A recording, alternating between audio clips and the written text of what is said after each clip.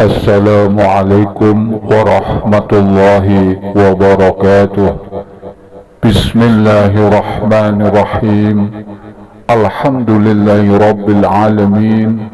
Allahumma salli ala sayyidina Muhammad wa ala ali sayyidina Muhammad. Jumpa kembali dengan Al-Hikam Channel.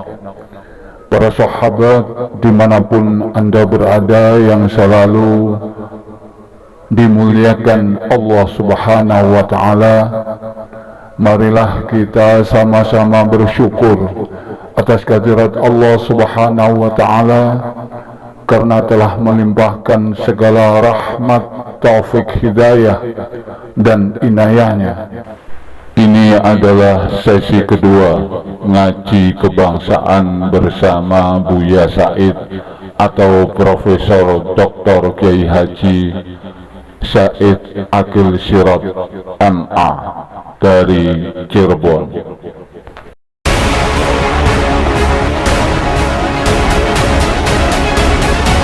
Assalamualaikum warahmatullahi wabarakatuh. Bismillah, alhamdulillah, wassalatu wassalamu ala sayyidina wa maulana wa syafi'ina wa habibina Muhammad Rasulillah wa ala alihi wa sahbihi wa man tabi'a sunnatahu wa jama'atah min yaumina hadha ila yaumil ba'thi wan nahdah. Cara membelokkan narasi sejarah dan kebudayaan serta melakukan berbagai adu domba. Kelompok intoleran dan radikalisme terus berusaha merebut masa depan suatu bangsa dengan menggunakan diksi-diksi agama yang terdistorsi dan dipolitisasi serta dengan mengorbankan sentimen atas nama agama. Ideologi radikal, intoleransi, ekstremisme dan terorisme bergerak merekrut dan menghegemoni para pengikutnya baik secara terbuka maupun secara tertutup. Sejak dulu ada, zaman Nabi pun ada, maka turunlah Al-Quran, ayat Al-Quran, wal murjifuna fil madinati la lughriyannaka bihim thumma la yujawirunaka fiha illa qalila. Muhammad, wal murjifuna fil madinah, orang-orang atau kelompok yang bikin gaduh di Madinah, usir Muhammad. Jangan berkesempatan hidup bersamamu di Madinah. Sekarang kita sedang menyaksikan radikal yang berada terjadi di Bangladesh. Sampai jelas di mata dunia, di depan mata dunia, konflik antara Islam dan Hindu di sana. Presidennya Nyai Hasinah lari terbirit-birit ke India. Sudah terlalu lama juga sih jadi presiden, bosan sudah. Juga kekerasan di Inggris yang selama ini harmonis. Beberapa umat Islam menduduki jabatan penting, pernah menjadi wali kota di London, pernah ada dubes Inggris di Indonesia Muslim, namanya siapa? Abdul Azim namanya. Dah periode 5 tahun yang lalu ya. Sekarang sedang bergejolak kekerasan terjadi di Inggris, terutama di London, antara umat Islam dan Muslim. Jelas pasti ada yang mengadu domba. Fenomena pembubaran Jamaah Islamiyah dan keberadaan teroris attack merupakan pertanda lahirnya babak baru penyebar luasan ideologi radikal, intoleransi, ekstremisme dan terorisme yang bergerak masif secara terselubung dan undercover. Menurunnya indeks potensi radikalisme bukan pertanda perang terhadap gerakan dan paham radikal terorisme berakhir. Kelompok intoleran dan radikal terorisme kini tengah menyusup, bergerak senyap dan mengkonsolidasikan kekuatannya dengan strategi infiltrasi dan akuisisi di semua sektor kehidupan sosial, ekonomi, politik, kebudayaan, kesehatan, pendidikan, pertahanan dan keamanan. Mereka tengah berusaha merebut dan mengambil alih kepemimpinan di semua sektor dan menguasai seluruh sumber daya yang ada di negeri kita ini. Kebanyakan mereka menyusup di perguruan tinggi umum, bukan agama, bukan. ITB, IPB, ITS, Undip, yang nanti alumninya akan menduduki kedudukan penting di Telkom, PLN, Pertamina. Mereka mengkaji buku namanya Ma'alim fit Thoriq yang ditulis oleh Said Qutb, yang isinya semua yang datang dari luar Islam masuk golongan atau kategori jahiliyah. Kalau jahiliyah harus kita perangi, termasuk nasionalisme ada jahiliyah, Pancasila jahiliyah, Undang-Undang Dasar 45 jahiliyah, DPR tauhid, pemerintah ini kafir, harus kita perangi. Itu doktrin kelompok tarbiyah yang ada di mana-mana. Bahkan di pengajian-pengajian keluarga, ibu-ibu, istri-istri, polisi, tentara di perumahan-perumahan. Bahkan mereka khutbah di kantor-kantor pemerintah malah isinya mengkafir-kafirkan pemerintah. Padahal khutbahnya di BUMN padahal. Para penyelenggara negara, aparat penegak hukum dan khususnya BNPT harus lebih waspada dan melakukan screening secara lebih detail terhadap sel-sel intoleransi dan sel-sel radikal terorisme yang lebih luas di ruang publik. Karena sel-sel tersebut tidak lagi menunjukkan tampang garang dan bergerak secara sembunyi-sembunyi, tetapi dengan terang benderang mereka bergerak menggunakan berbagai identitas dan cover, baik sebagai politisi, polisi, tentara, pebisnis, pendidik, agamawan, atau profesi lainnya. Di kelompok polisi ada namanya polisi as-sunnah. Harus kita awasi lah kita. Alhamdulillah, di tengah-tengah kita Bapak Dr. Sony Haribowo ya Pak ya. Ini ahli cyber security, terutama di bidang jasa keuangan, perbankan, domisili di New York, kebetulan lagi pulang Indonesia, dan aktif di SAS Center. Beliau sebagai Dewan Pakar. Terima kasih atas kedatangannya. Ada Pak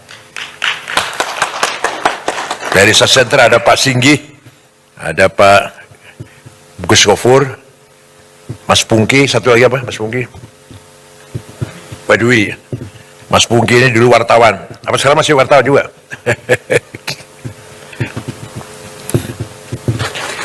Tsunami digital dan lompatan teknologi yang masif menjadikan dunia semakin tanpa batas. Kecepatan informasi yang tidak mudah dibendung menjadi peluang bagi kelompok intoleran dan kelompok radikal terorisme untuk menyebarluaskan paham dan nilai-nilainya secara terbuka dan pengaruhi alam bawah sadar generasi digital. Sosial media dan berbagai platform lainnya dapat menjadi alat propaganda efektif bagi kelompok radikal untuk menciptakan kondisi chaos dan disharmoni di tengah-tengah masyarakat. Maraknya cyber attack, serangan siber, dan digital terorisme yang dibarengi dengan pressure terhadap imunitas ideologi warga bangsa Indonesia di tengah serbuan ideologi transnasional, bila dibiarkan dan tidak diantisipasi, berpotensi mampu meretakkan kedaulatan nasional bangsa Indonesia dan mengacaukan kesatuan dan persatuan Indonesia. Kedaulatan digital harus diprioritaskan selain keberadaan kedaulatan teritorial yang juga harus dijaga. Penguasaan terhadap teknologi dan infrastruktur digital secara mandiri, keberadaan regulasi yang tepat, dan pengembangan talenta digital memadai, serta upaya literasi digital harus terus didorong dan difasilitasi agar seluruh stakeholder bangsa dapat menjadi ujung tombak penjaga kedaulatan digital Indonesia. Di DPR pernah dibahas nggak Pak Anwar Sanusi? Pak Anwar Sanusi, di DPR dibahas nggak? Nggak, pengamanan digital, keamanan cyber, dibahas nggak di DPR? Komisi berapa itu? Komisi berapa? Ketiga, dampak krisis global dan residu politik Pilpres 2024 harus segera dimitigasi dan disolusikan bersama, sehingga persatuan kesatuan nasional dan masa depan bangsa tidak terkoyak. Benang kusut perbedaan pandangan dan pilihan politik harus diakhiri, dan rasa persaudaraan sebagai sama warga bangsa harus segera dipulihkan kembali. Memang terus terang kita malu dengan pemimpin yang non-muslim. Kalau kita bicara agama ya, kita dapati pemimpin muslim yang amburadul, yang kacau balau, semrawut. Betapa kita bangga atau kita acungi jempol, kita hormati pemimpin yang non-muslim. Seorang Perdana Menteri Belanda, siapa namanya itu? Lupa namanya. 14 tahun jadi Perdana Menteri. Setelah serah terima jabatan, pulang pakai sepeda pancal. Gak ada pengawal, gak ada yang nganter, pakai sepeda pancal. Mantan Perdana Menteri Belanda. Baru saja serah terima jabatan dari kantor, pulang naik sepeda pancal. Beberapa pejabat yang saya tahu di Australia tanpa pengawal, gubernur tanpa dikawal, saya pernah jumpa. Di kita yang beragama Islam, yang kaya dengan dalil ayat Quran dan hadis, 330 triliun entah kemana itu. Itu saya jumpa dengan seorang jaksa, gak usah sebut namanya. Kalau dibuka sebenarnya 1000 triliun, bukan 330. Sebenarnya 1000 triliun kerugian negara di tambang timah itu. Padahal beragama Islam padahal.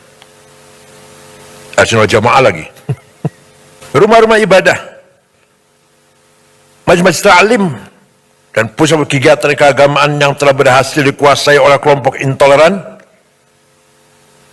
seringkali berubah fungsi dari yang seharusnya menjadi pusat ketaatan dan pusat peradaban yang menyebarluaskan kasih sayang, kemanusiaan, dan menggerakkan kemajuan, berubah menjadi pusat penyebarluasan kebencian, kekerasan, konflik, dan perpecahan. Kalau di Indonesia emang yang banyak berbuat begini yang orang Islam. Kalau di negara yang mayoritasnya Katolik, orang Katolik. Kalau Indonesia kalau mayoritas orang Islam, copetnya orang Islam, yang korupsi orang Islam. Kalau di Filipina ya orang Katolik. Kalau di India ya orang Hindu. Kalau di Cina misalkan, ya Buddha. Kalau di Banyuwangi copetnya orang mana? Ada di Bali copetnya orang mana? Orang Banyuwangi sih Islam juga. Kalau di Amerika Protestan ya, copetnya Protestan. Kalau di Indonesia mayoritas Islam, maka bajingannya juga orang Islam. Rasulullah SAW juga jauh-jauh hari telah mengingatkan kita semuanya agar jangan sampai rumah-rumah ibadah beralih fungsi menjadi fungsi yang sia-sia atau bahkan berfungsi destruktif bagi masyarakat, bangsa, dan negara. Negara yang dibangun Nabi Muhammad adalah Madinah, bukan negara Islam, bukan negara Arab seperti Indonesia. Indonesia bukan negara agama dan bukan negara suku. Indonesia yang terdapat 6 agama itu yang resmi, yang tercatat Pak Catur. Yang tercatat masih banyak lagi agama kita ini. Indonesia bukan negara agama dan bukan negara suku. Indonesia yang terdapat 6 agama itu yang resmi, yang tercatat Pak Catur. Yang tercatat masih banyak lagi agama kita ini. Darmo Gandul, Gotoloco, Sambelun, Subud, Parpalin, Kaharingan, Kapitayan, Karuhunan, Sunda Wiwitan, Pedayakan. Waduh, masih banyak lagi agama, ada 200 barangkali pada di sini. Nyuwun sewu, Jogja kata nggih. Di Jogja banyak, di Jawa Tengah. Yang formal, yang resmi aja 6 agama: Islam, Katolik, Kristen, Hindu, Buddha, Konghucu. Bukan negara agama Indonesia ini. Bukan negara suku, bukan negara Jawa, Sunda, Batak, Dayak, Madura, bukan.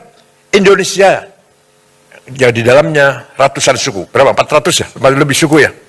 400 lebih suku dan 1000 lebih bahasa yang harus kita jaga bersama. Kebinekaan harus kita jaga bersama. Nabi Muhammad ketika menerima tamu Kristen Najran dihormati, kemudian Nabi mengatakan, "Qul inna aw iyyakum la'ala hudan aw fi dhalalim mubin." Ayo kita duduk bersama, bincang-bincang, entah aku atau Anda yang benar. Coba, nggak mengatakan saya benar, kamu salah, goblok, nggak gitu, nggak. Ini orang yang mengaku keturunannya ini, mulutnya kotor banget, padahal ngakunya keturunannya Nabi Muhammad. Nabi dulu, mari kita duduk bersama, ayo kita bincang-bincang, inna kami au iyakum atau Anda, atau inna au iyakum, kami atau Anda, la'ala hudan, yang benar, au fi dhalalim mubin, atau yang tidak benar. Ayo kita ngomong-ngomong. Kenapa kita umatnya amburadul, carut marut, gak karu-karuan. Terutama di Indonesia ini, yang jauh dari nilai-nilai akhlak Rasulullah SAW, bahkan yang mengaku keturunannya, mulutnya kotor, caci maki sana sini. Saya mengatakan, satu orang Habib yang bodoh, lebih mulia daripada 70 kiai orang Jawa. Itu kan ngomong gak benar itu. Habib walaupun zina, walaupun minum arak, pasti masuk surga. Ini, walhasil mereka ini menganggap diri mereka super. Kiai-kiai Jawa yang bukan Habib di bawah mereka. Ini bertentangan dengan Quran dan bertentangan dengan Rasulullah sendiri. Inna akramakum indallahi atqakum. Yang mulia di mata Allah adalah yang paling bertakwa. Tidak pandang turunan siapa. Cara membelokkan narasi sejarah dan kebudayaan serta melakukan berbagai adu domba. Kelompok intoleran dan radikalisme terus berusaha merebut masa depan suatu bangsa dengan menggunakan diksi-diksi agama yang terdistorsi dan dipolitisasi, serta dengan mengorbankan sentimen atas nama agama. Ideologi radikal, intoleransi, ekstremisme dan terorisme bergerak merekrut dan menghegemoni para pengikutnya, baik secara terbuka maupun secara tertutup. Sejak dulu ada, zaman Nabi pun ada, maka turunlah Al-Quran, ayat Al-Quran, wal murjifuna fil madinati la lughriyannaka bihim thumma la yujawirunaka fiha illa qalila. Muhammad, wal murjifuna fil madinah, orang-orang atau kelompok yang bikin gaduh di Madinah, usir Muhammad. Jangan berkesempatan hidup bersamamu di Madinah. Sekarang kita sedang menyaksikan radikal yang berada terjadi di Bangladesh. Sampai jelas di mata dunia, di depan mata dunia, konflik antara Islam dan Hindu di sana. Presidennya Nyai Hasinah lari terbirit-birit ke India. Sudah terlalu lama juga sih jadi presiden, bosan sudah.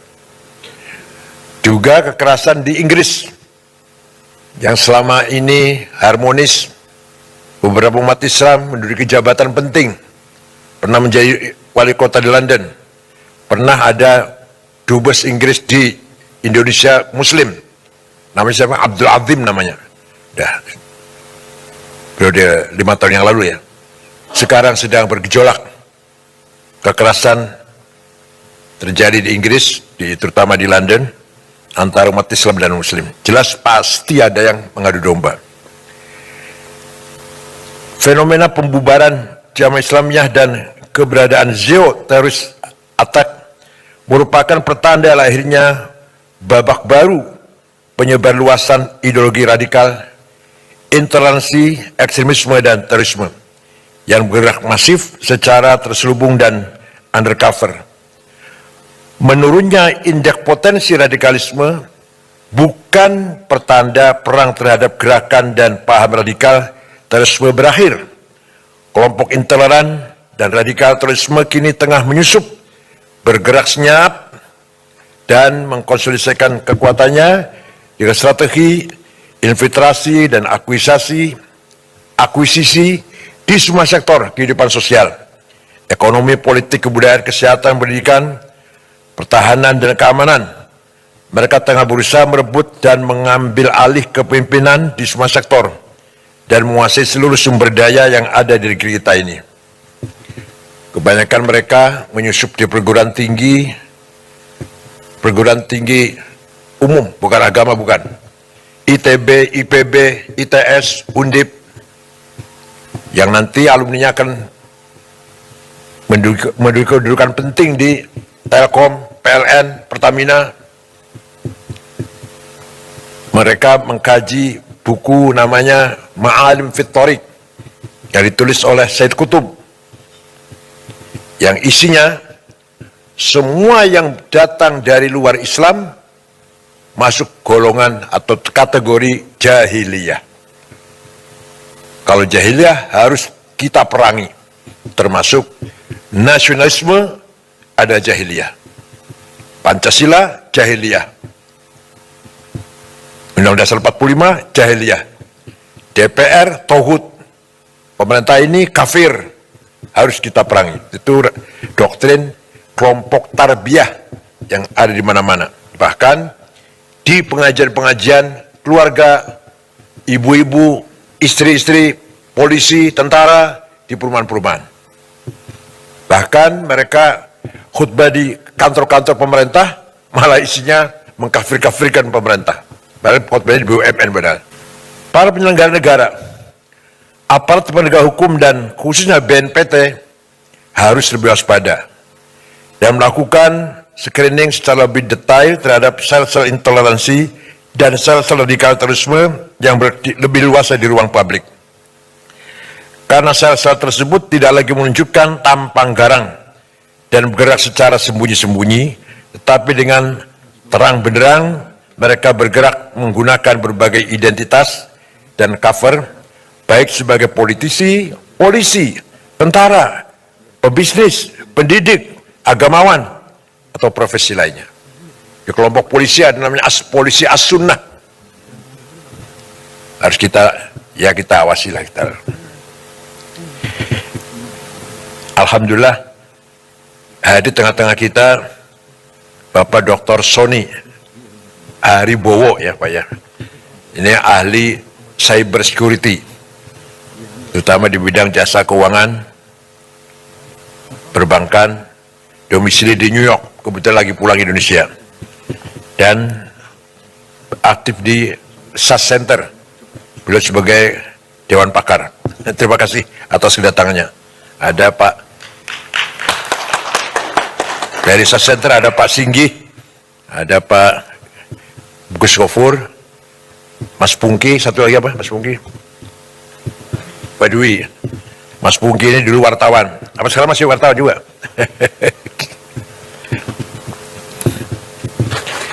Tsunami digital dan lompatan teknologi yang masif menjadikan dunia semakin tanpa batas. Kecepatan informasi yang tidak mudah dibendung menjadi peluang bagi kelompok intoleran dan kelompok radikal terorisme untuk menyebarluaskan paham dan nilai-nilainya secara terbuka dan pengaruhi alam bawah sadar generasi digital.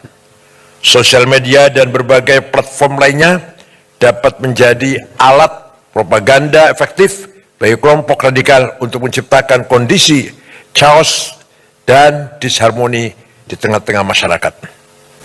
Maraknya cyber attack, serangan cyber, dan digital terorisme yang dibarengi dengan pressure terhadap imunitas ideologi warga bangsa Indonesia di tengah serbuan ideologi transnasional, bila dibiarkan dan tidak diantisipasi, berpotensi mampu meretakkan kedaulatan nasional bangsa Indonesia dan mengacaukan kesatuan dan persatuan Indonesia. Kedaulatan digital harus diprioritaskan selain keberadaan kedaulatan teritorial yang juga harus dijaga. Penguasaan terhadap teknologi dan infrastruktur digital secara mandiri, keberadaan regulasi yang tepat, dan pengembangan talenta digital memadai, serta upaya literasi digital harus terus didorong dan difasilitasi agar seluruh stakeholder bangsa dapat menjadi ujung tombak penjaga kedaulatan digital Indonesia. Di DPR pernah dibahas nggak Pak Anwar Sanusi? Pak Anwar Sanusi, di DPR dibahas nggak? Nggak, pengamanan digital, keamanan cyber, dibahas nggak di DPR? Komisi berapa itu? Komisi berapa? 3. Dampak krisis global dan residu politik Pilpres 2024 harus segera dimitigasi dan disolusikan bersama, sehingga persatuan kesatuan nasional dan masa depan bangsa tidak terkoyak. Benang kusut perbedaan pandangan dan pilihan politik harus diakhiri, dan rasa persaudaraan sebagai sama warga bangsa harus segera dipulihkan kembali. Memang terus terang kita malu dengan pemimpin yang non-muslim. Kalau kita bicara agama ya, kita dapati pemimpin muslim yang amburadul, yang kacau balau, semrawut. Betapa kita bangga atau kita acungi jempol, kita hormati pemimpin yang non-muslim. Seorang Perdana Menteri Belanda, siapa namanya itu? Lupa namanya. 14 tahun jadi Perdana Menteri. Setelah serah terima jabatan, pulang pakai sepeda pancal. Gak ada pengawal, gak ada yang nganter, pakai sepeda pancal. Mantan Perdana Menteri Belanda. Baru saja serah terima jabatan dari kantor, pulang naik sepeda pancal. Beberapa pejabat yang saya tahu di Australia tanpa pengawal, gubernur tanpa dikawal, saya pernah jumpa. Di kita yang beragama Islam, yang kaya dengan dalil ayat Quran dan hadis, 330 triliun, entah kemana itu. Itu saya jumpa dengan seorang jaksa, gak usah sebut namanya. Kalau dibuka sebenarnya 1000 triliun, bukan 330. Sebenarnya 1000 triliun kerugian negara di tambang timah itu. Padahal beragama Islam adalah Ahlussunnah Jamaah lagi. Rumah-rumah ibadah, majelis ta'lim, dan pusat kegiatan keagamaan yang telah berhasil dikuasai oleh kelompok intoleran seringkali berubah fungsi dari yang seharusnya menjadi pusat ketaatan dan pusat peradaban yang menyebarluaskan kasih sayang, kemanusiaan, dan menggerakkan kemajuan, berubah menjadi pusat penyebarluasan kebencian, kekerasan, konflik, dan perpecahan. Kalau di Indonesia memang yang banyak berbuat begini yang orang Islam. Kalau di negara yang mayoritasnya Katolik, orang Katolik. Kalau Indonesia kalau mayoritas orang Islam, copetnya orang Islam, yang korupsi orang Islam. Oh, di Filipina ya orang Katolik. Kalau di India ya orang Hindu. Kalau di Cina misalkan, ya Buddha. Kalau di Banyuwangi copetnya orang mana? Ada di Bali copetnya orang mana? Orang Banyuwangi sih Islam juga. Kalau di Amerika Protestan ya, copetnya Protestan. Kalau di Indonesia mayoritas Islam, maka bajingannya juga orang Islam. Rasulullah SAW juga jauh-jauh hari telah mengingatkan kita semuanya agar jangan sampai rumah-rumah ibadah beralih fungsi menjadi fungsi yang sia-sia atau bahkan berfungsi destruktif bagi masyarakat, bangsa, dan negara.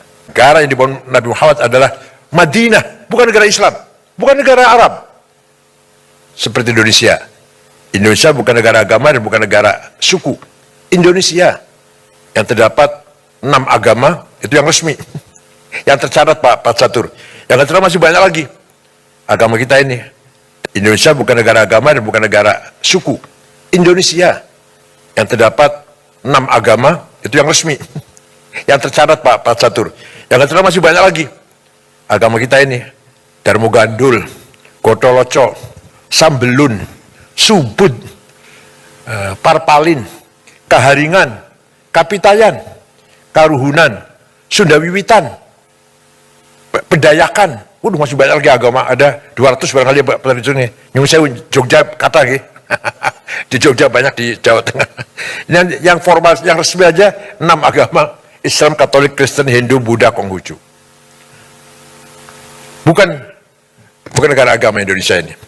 Bukan negara suku, bukan negara Jawa, Sunda, Batak, Dayak, Madura, bukan. Indonesia yang di dalamnya ratusan suku. Berapa? 400 ya? Lebih suku ya? 400 lebih suku dan 1000 lebih bahasa yang harus kita jaga bersama. Kebinekaan harus kita jaga bersama. Nabi Muhammad ketika menerima tamu Kristen Najran dihormati, kemudian Nabi mengatakan, "Qul inna aw iyyakum la'ala hudan aw fi dhalalim mubin." Ayo kita duduk bersama, bincang-bincang, entah aku atau Anda yang benar. Coba, nggak mengatakan saya benar kamu salah, goblok, nggak gitu, nggak. Ini orang yang mengaku keturunannya ini, mulutnya kotor banget, padahal ngakunya keturunannya Nabi Muhammad. Nabi dulu, mari kita duduk bersama, ayo kita bincang-bincang. Inna kami au iyakum atau Anda, atau inna au iyakum kami atau Anda la'ala hudan yang benar, au fi dhalalim bin atau yang tidak benar. Ayo kita ngomong-ngomong. Kenapa kita umatnya amburadul, carut marut, nggak karu-karuan?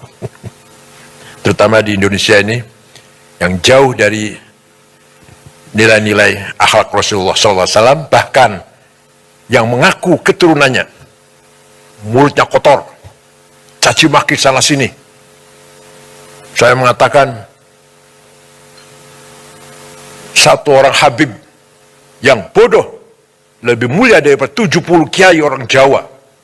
Itu kan ngomong nggak benar itu. Habib walaupun zina, walaupun minum arak, pasti masuk surga. Ini walhasil mereka ini menganggap diri mereka super. Kiai-kiai Jawa yang bukan Habib di bawah mereka. Ini bertentangan dengan Quran dan bertentangan dengan Rasulullah sendiri. Inna akramakum indallahi atqakum. Yang mulia di mata Allah adalah yang paling bertakwa. Tidak pandang turunan siapa. Wassalamualaikum warahmatullahi wabarakatuh.